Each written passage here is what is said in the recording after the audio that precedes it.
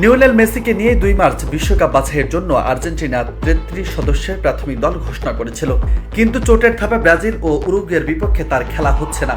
খেলতে না পারলেও দলকে সমর্থন দিয়ে যাবেন আর্জেন্টিনার এই বিশ্বকাপ জয়ী ফুটবলার। চোটে পড়া ইন্টার মায়ামি হতে 3 ম্যাচ বিশ্রামে ছিলেন মেসি।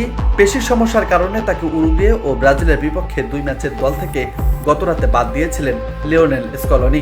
বাছাই পর্বের 2 ম্যাচ খেলতে না পারায় আক্ষেপ করেছেন মেসি। এ বিষয়ে নিজের অফিসিয়াল ইনস্টাগ্রাম স্টোরিতে গতকাল মধ্যরাতে আর্জেন্টিনার তারকা ফরোয়ার্ড লিখেছেন, জাতীয় দলের জার্সিতে উরুগুয়ে ও ব্রাজিলের বিপক্ষে 2টি ম্যাচ খেলতে না পারা আসলেই দুঃখজনক। বরাবরের মতো আমি সেখানে থাকতে চেয়েছিলাম, কিন্তু শেষ মুহূর্তে চোট খেলা থেকে আবার বিরতি নিতে বাধ্য করেছে। দল থেকে ছিটকে দিয়েছে।